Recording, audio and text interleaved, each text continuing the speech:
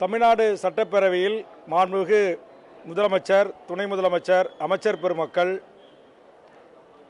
தமிழ்நாட்டு மக்களுக்கான பல்வேறு நலத்திட்டங்களை அறிவிப்பாக வெளியிடுவதையும், மானிய கோரிக்கையில் அறிவிப்பாக வெளியிடுவதும், கேள்வி நேரத்தின் போது உறுதிமொழியாக தருவதும், 0 ஹவர்ஸ் மற்றும் கவன ஈர்ப்பு, ஒத்திவைப்பு, விதி 110 கீழ் அறிவிப்புகள் என்று அத்தனையும் உறுதிமொழியாக எடுத்துக்கொள்ளப்பட்டு மக்களுக்கு அந்த திட்டங்கள் சென்றடைந்திருக்கிறதா, மக்கள் பயன்பெற்றிருக்கிறார்களா என்பதை தமிழ்நாடு சட்டப்பேரவை அரசு உறுதிமொழி குழு ஆய்வு செய்வது இதனுடைய பணி.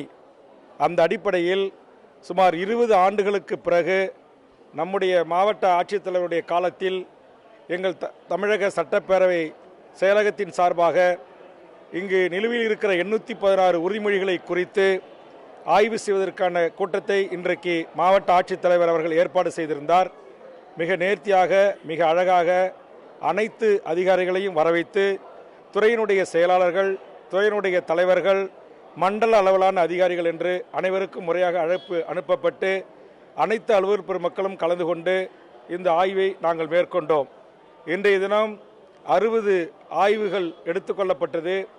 அதில் 30 உறுதிமொழிகள் முற்றுமுதலுமாக நிறைவேற்றப்பட்டு அந்த அரசு உறுதிமொழி குழு என்கிற அந்த பட்டியலில் இடம்பெற்றிருக்கிற அந்த உறுதிமொழிகள் நிறைவேற்றப்பட்ட அந்த 30% என்பதை தற்போது 50% இன்றைக்கு ஆய்விலே நிறைவேற்றப்பட்டிருக்கிறது.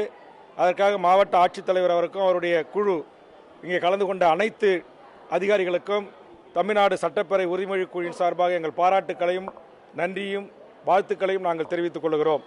20 ஆண்டுகளுக்கு பிறகு ஒரு கூட்டத்தில் இத்தனை அலுவல் பெருமக்கள் வருகை தந்து குழு உறுப்பினர்கள், இந்த மாவட்டத்தில் இருக்கிற சட்டப்பேரவை உறுப்பினர்கள் கேட்ட கேள்விகளுக்கு பதிலளித்து மக்களுக்கான திட்டங்கள் உடனடியாக மக்களை சென்றடைவதற்கான முயற்சி என்கிற அடிப்படையில் தான் இந்த ஆய்வு நடைபெறுகிறது.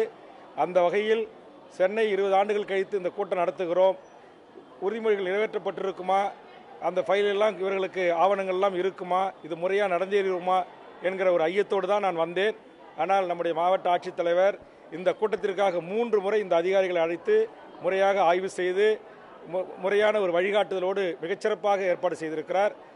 அதாவது பிரின்சிபல் செக்ரட்டரி அளவில் இருந்த நம்முடைய மாநகரத்தினுடைய ஆணையர், மேயர், துணை மேயர், அதுபடி செய்தித்துறை இயக்குனர், சட்டத்துறை செயலாளர், பல்வேறு துறையினுடைய உயரதிகாரிகளும் கலந்து கொண்டு குழு கேட்ட கேள்விக்கு பதிலளித்து ஒரு மனநிறைவோடு இந்த கூட்டத்தை நான் நிறைவு செய்திருக்கிறேன்.